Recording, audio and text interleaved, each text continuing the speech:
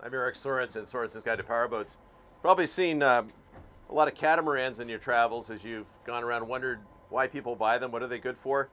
Well, they're good for a number of things. A catamaran, or a cat for short, you find them in both sail and power configurations.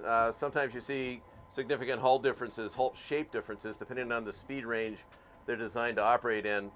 They're not subject to the normal speed to length ratio that monohulls are. There's a slender, what's referred to as a gray area slenderness ratio, which allows them to go a lot faster than their length alone would indicate, even if they're displacement boats. But be that as it may, what the catamaran does has two skinny little hulls instead of one big fat one, so that creates a lot less resistance going through the water than a monohull. Monohull meaning one big hull.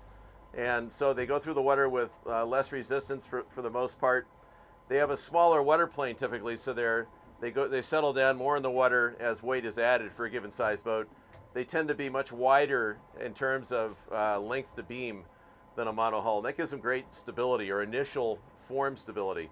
What it doesn't do is give them great ultimate stability. So if you see a catamaran racing along heeled over at 15 or 20 degrees, it's probably getting close to being trouble.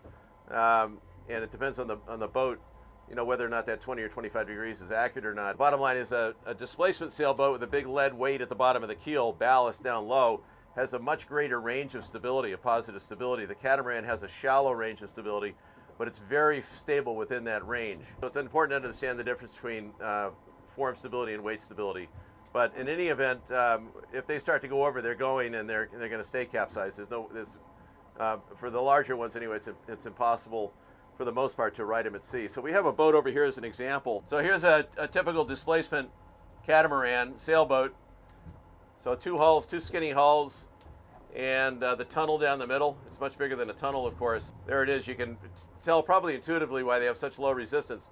Not only do they have low resistance, they have an excellent ride. As long as the waves aren't so short and steep that they're impacting the tunnel in between the hull, in between the hulls, it's going to be an extraordinarily smooth ride. If you've ever ridden on a catamaran, say a ferry boat, you know how just how smooth and comfortable they are. That's a good overview, quick overview of catamarans and why we have them and why you might want to consider one for yourself. So I'm Eric Sorensen with Sorensen's Guide to Powerboats.